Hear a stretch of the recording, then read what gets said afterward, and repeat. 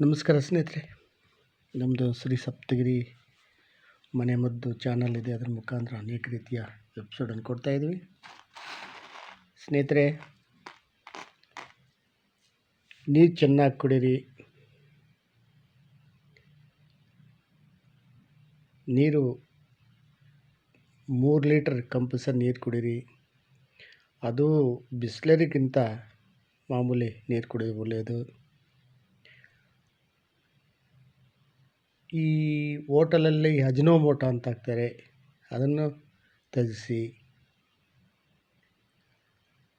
ಈ ಫಾಸ್ಟ್ ಫುಡ್ಡನ್ನು ಕಡಿಮೆ ಮಾಡಿ.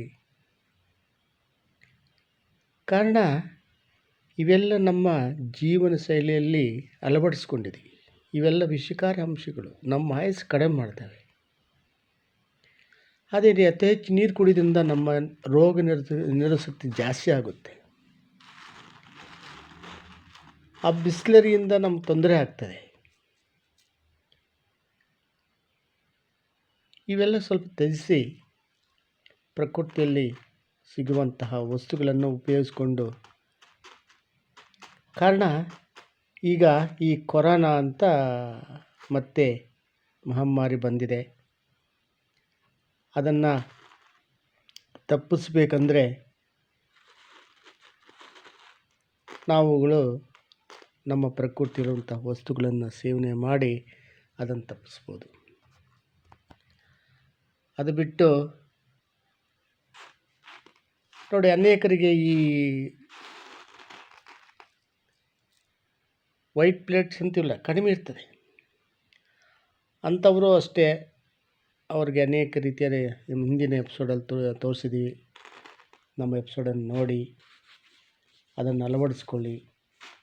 ಪ್ರತಿಯೊಬ್ಬರು ಅಳವಡಿಸ್ಕೊಂಡು ಅದನ್ನು ಫಾಲೋ ಮಾಡಿ.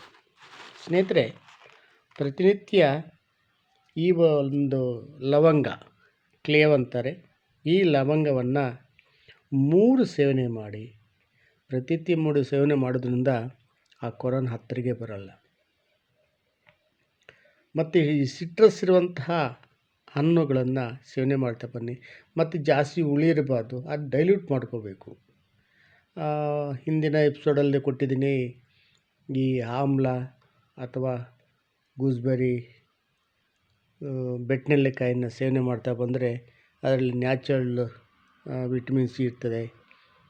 ಇಂಥವನ್ನು ಹಣ್ಣಂಪಲು ಸೇವನೆ ಮಾಡಿ ಆಗಾಗ ಬೇದಿಗೆ ಹಾಕ್ಕೊಳ್ತಾ ಬಂದರೆ ಆ ಕೊರೋನಾ ಹತ್ತಿರಕ್ಕೆ ಬರಲ್ಲ. ಸ್ನೇಹಿತರೆ, ಅದು ಮಹಾಮಾರಿ ಯಾರಿಗೆ ಅಟ್ಯಾಕ್ ಆಗೋದು ಬೇಡ. 100 ವರ್ಷ ಚೆನ್ನಾಗಿರಿ. ಈ ಲವಂಗ ತಿಂತಾ ಬನ್ನಿ. ಮಕ್ಕಳಿಗೆ 1-2 ಕೊಡ್ತಾ ಬನ್ನಿ.